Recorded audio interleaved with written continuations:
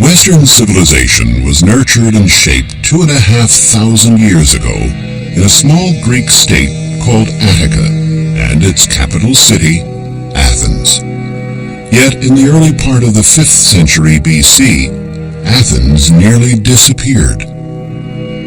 The Acropolis, one of the most famous places in the world, was in ancient times the political and religious center of the city, its very heart. But in 480 BC, the Acropolis was burnt to the ground. The brave warriors of Athens had been overwhelmed by an invading army of 1 million Persians under the command of the dreaded Xerxes I, the great king of Persia. It seemed as if the city of Athens was dead. And yet, in the next 50 years, Athens emerged as the cultural capital of the entire Greek world, the cradle of current Western scientific and humanistic thought. The Acropolis of Athens was rebuilt in such a grand manner that it contains some of the finest temples and monuments in the world, like the awe-inspiring Parthenon. How did Athens rise like a phoenix from the ashes to become one of the greatest cities in history? And who were the leaders, architects, and artists that gave this city its special aura, virtually unmatched to this day?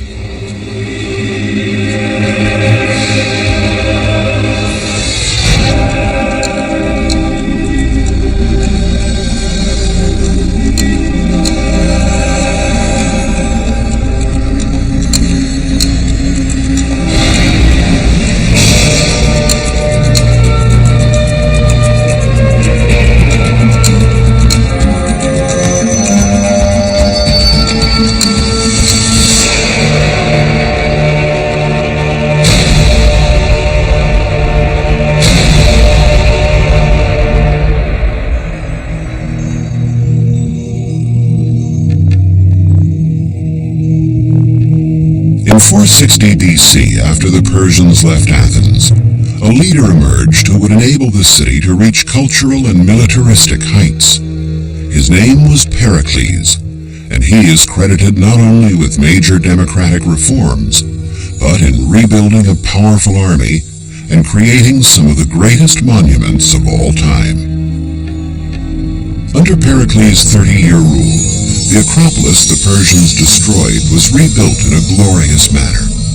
Its principal building was the great Parthenon, but the hill was filled with dozens of smaller temples, each a masterpiece of design and execution.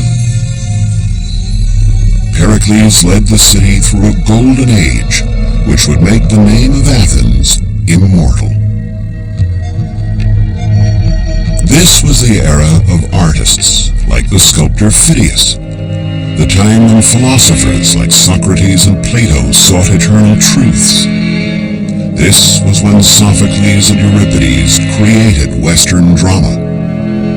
The foundations were laid for almost every aspect of modern Western civilization, even sport. Though Pericles succumbed to a deadly plague which decimated a quarter of the Athenian population, his accomplishments live on.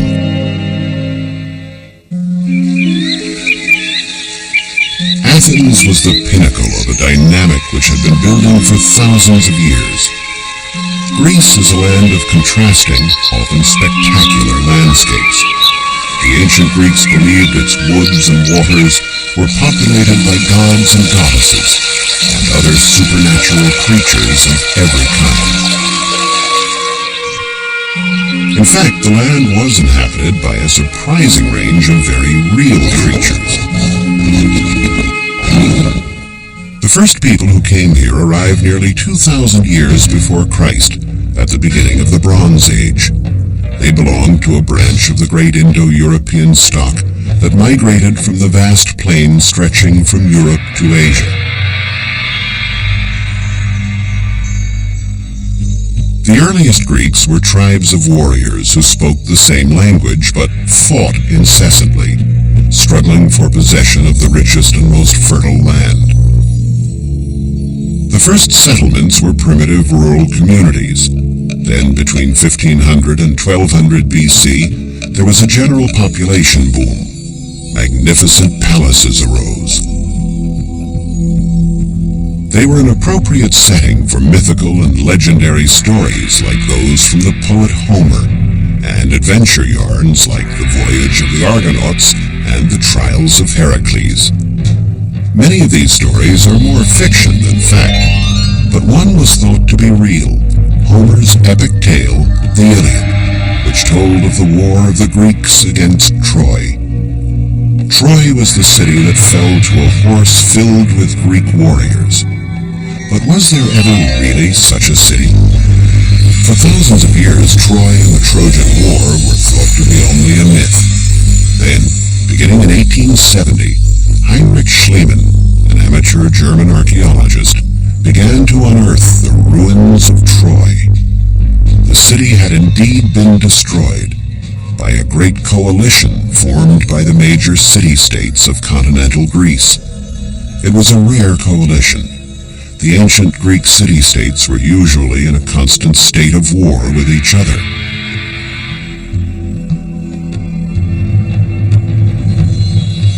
By the 5th century BC, there were about 4.5 million Greeks.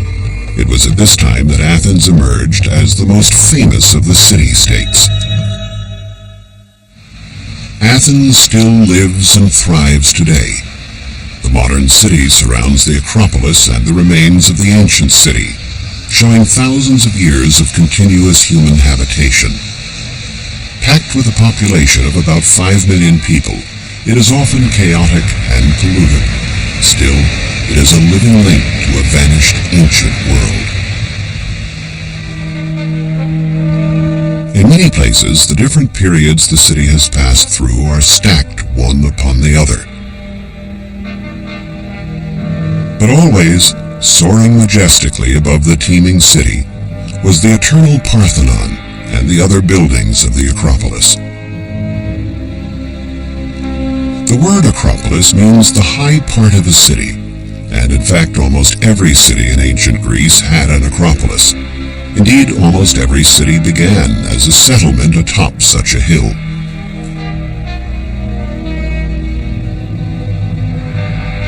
Such sites were natural forts, protection against marauding beasts and enemy armies. Even as the ancient city grew and spread, the Acropolis was where the most important people lived. The Acropolis was where philosophy was debated and government conducted. Most significantly, the Acropolis was where gods and goddesses were worshipped in mysterious sacred rites.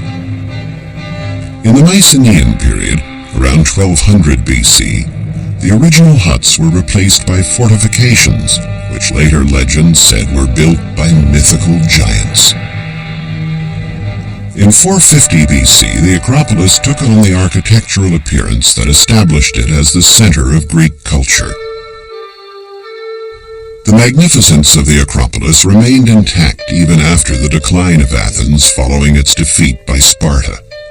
Later, in the 2nd century AD, the Romans added new walls and buildings, like the spectacular theater of Herodes Atticus.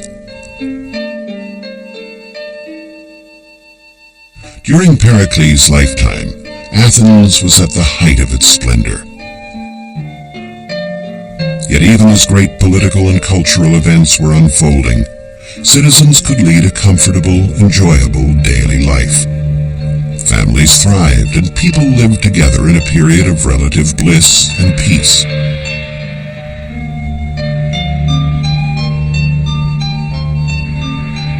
The Athenians, like all ancient Greeks, were a pious people. They believed in the power of the gods to help them or harm them, so religious festivals were held throughout the year. The head of a family would make periodic sacrifices to the gods. There were also special offerings made for particular occasions, as when a family member had fallen ill or was about to begin a dangerous journey.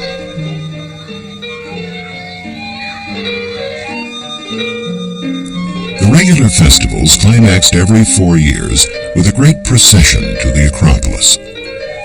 This was the Pan-Athenia, honoring Athena, the city's protector. All residents, no matter what their rank or occupation, would have been part of the joyous procession. In the ceremony, 2 young virgins would offer the goddess a peplum, a rich gown trimmed with colorful embroidery. The procession would enter the Acropolis through the Propylaea, the monumental entrance designed by architect Nesicles. In those ancient days, there was a picture gallery with paintings on canvas by Polygnotus and a nude Venus by painter Apelles. All these masterpieces disappeared long ago. After passing the Propylaea, worshippers would go to the inner square. Here stood Athena as warrior, Athena Promachos, 25 feet tall with a golden spear and helmet. It is one of the first statues of Athena.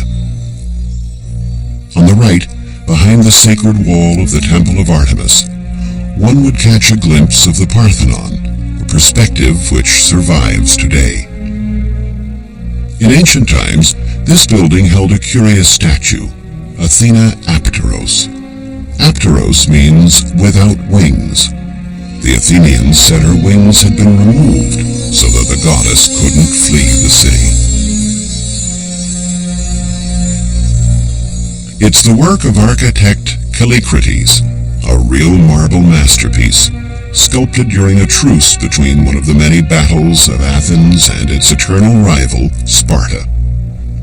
A woman at this time, between 421 and 406 BC, might not have been allowed to enter this building, the Erechtheium, the most sacred temple on the Acropolis.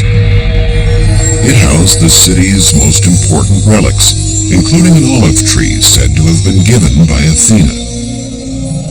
Here also were believed to be the tombs of Erechtheus and Cecrops, mythical founders of the city. And finally, the Palladium, the most venerated image of Athena, a wooden statuette that simply appeared magically one day. Today, the building's most famous feature is this porch of the Caryatids. Defaced by the ravages of time, these images may well have been portraits of women revered for their beauty, who lived and died here over 2,000 years ago. From microscopic paint chips, archaeologists have reconstructed something of their original vitality. Of course, of all the structures on the Acropolis, the Parthenon, dedicated to the goddess Athena Parthenos, remains the most famous. 100 feet wide and 230 feet long, it has 8 columns on the facades and 17 on each side. Construction began in 447 BC, and archaeologists believe it took 15 years to complete. The spotless marble came from nearby quarries and changes color depending on how the light shines on it. The Parthenon survived largely intact until 1687 AD, when a Turkish army used it to store ammunition, and there was a shattering explosion. Though accidents and pillaging have taken their toll, the glory survives. Archaeological reconstruction allows us to see these treasures as they were meant to be seen thousands of years ago. A look at the eastern gable shows scenes of the mythical battle for control of Athens, between the goddess Athena and Poseidon, god of the sea, which, according to mythology, was fought on the Acropolis. Wonderful as the exterior of the Parthenon was, the real meaning of the Parthenon lay inside. The Parthenon celebrated one of Athena's most revered aspects, Athena as virgin. The statue of Athena inside the temple is, by all accounts, one of the most glorious lost treasures of the ancient world. Made of gold and ivory, it was over 40 feet tall. It was so expensive, the cost to build it was enough to outfit 300 warships. Its sculptor, Phidias, was said to have been inspired by the actual presence of the goddess in his studio as he worked. But the exorbitant price so angered the Athenians that Phidias was forced to go into exile for the rest of his life. The statue remained in place until 426 AD. Then an invading army took it to far-off Constantinople, where it was destroyed in a fire which also consumed most of the city. Archaeologists know a lot about it through the so-called Statuette of Varvakeion, a small reproduction of the Hellenistic period. For countless centuries, Athens and the Acropolis were a beacon for travelers throughout the ancient world. Many were on their way to Delphi, a holy place just northwest of Athens. There was a great temple here dedicated to the god Apollo. Delphi was also the site of a mystic oracle who gave cryptic glimpses of the future. Today, archaeologists experiment with techniques duplicating those available to the ancients, trying to determine just how the marble used at Delphi was brought here and put into place.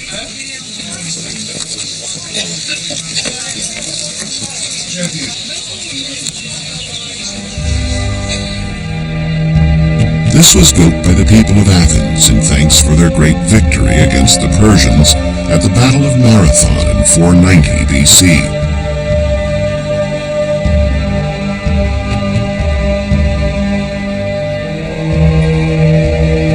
Once these rooms were heaped with shields and spears wrested from the Persians, and devotional statues made of gold and silver.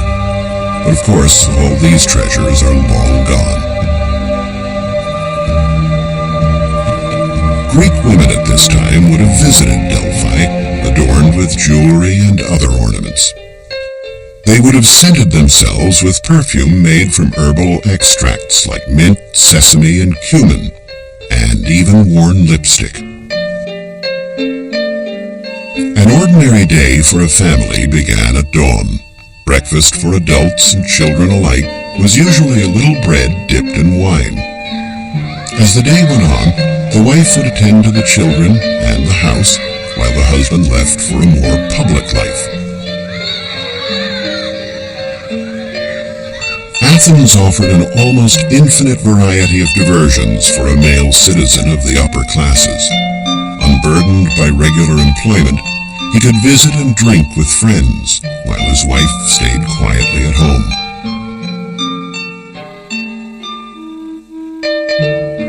The men did do the shopping in an area called the Agora, offering a huge variety of goods: household utensils, vegetables, wine, toiletries, pottery, leather and wooden objects, miraculous herbs, and medicines. Inevitably, coins were dropped, rolled away, lost, and then found thousands of years later. They have proven that goods were paid for with both local currency and the coins of other city-states. Undoubtedly, the bargaining was vigorous. Another of the living links between ancient and modern Athens is the market in the city's Monastiraki district. Then as now, it was a huge chaotic bazaar where you could buy just about anything. 200 years before Christ, one writer said, "In Athens, they sell everything in one place. All sorts of figs, bunches of grapes, turnips, pears, apples, and fish from every sea, lamb, animal entrails, myrtle berries, water clocks, chickpeas, cow colostrum pudding, and honeycombs."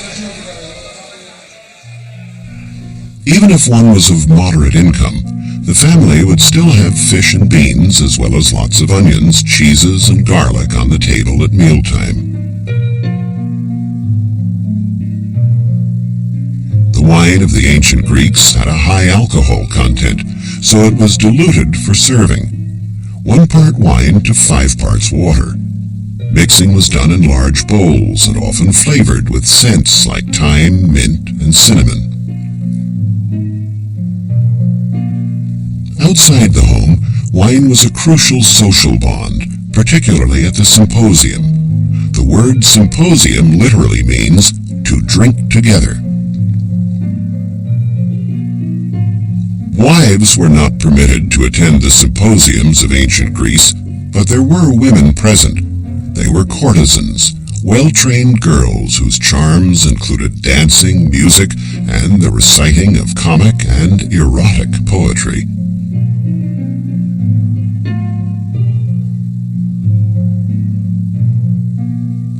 Prostitution was so important in ancient Athens, the great lawgiver Solon included it in his rulings. The trade was concentrated in Kerameikos, a section by the Dippolon Gate, one of the city's most important. The district was also famous for the thousands of craftsmen and artists who produced beautiful pottery, decorated with characteristic black and red figures. Pottery traded throughout the ancient world. Pottery production was a key component of the economic life of the ancient world, much like the automobile industry today. Potters and kilns kept busy 24 hours a day meant prosperity. In large measure, the life of Athens depended on what went on here. In another part of the city, the Agora, with its stoa, was a major center for local trade. Built in the 2nd century BC, it became another living link to the past when it was fully rebuilt in 1953. Today, it is the prestigious home of the Agora Museum.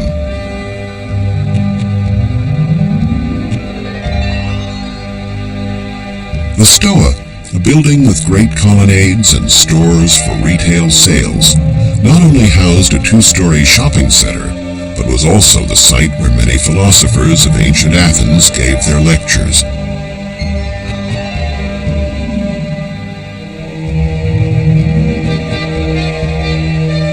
There were only male philosophers, no women, and men only were allowed to attend the lectures.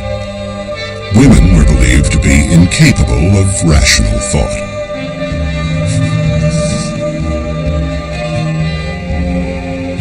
At the center of the Agora stood the Thomos Prytanea, erected during the 5th century BC with a diameter of 60 feet.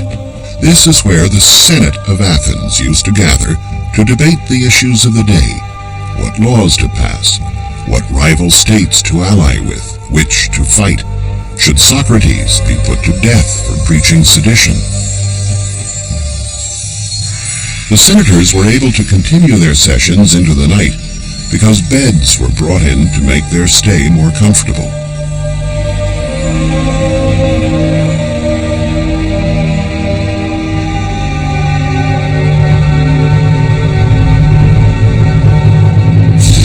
The Thesion dominated the entire area. Although it was built during the time of Pericles, it remains in remarkably good condition. In large part, this is because of its conversion in the 5th century AD into a Christian church dedicated to St. George. It has 6 columns on the facade and 13 on each side. The building's conversion to Christianity did not affect the embellishments celebrating pagan heroes like Theseus and Hercules. There used to be a sacred area dedicated to the most important Greek gods where the subway now passes. The site was considered the center of Athens. All distances were measured from an altar that stood here. Workers building the subway found sparse fragments which, together with contemporary accounts, allowed archaeologists to envision the site as it was then. The altar was surrounded by a low, square wall. Drinking fountains were situated at the 2 entrances to allow visitors to cool down, and a small altar was in the middle. Further on is the Stoa of Zeus Eleutherius, another place where men like Socrates and Plato developed the philosophies which would shape Western thought. Today, city managers are assessing the feasibility of a project to restore the precious ancient site. In a sense, vast reaches of time are condensed in a place like Athens, the bustling present and the distant past coexisting as one. Athens, which survived the Persians and the plague and all the assaults that followed. Athens, the stage for endless human drama, thousands of years connected by the concerns of countless humans, mothers sending their children out into the uncertainties of an ever-changing world. Athens, the city of philosophers and artists, extraordinary people. Athens, favorite of the gods and goddesses. Athens, the favorite of time.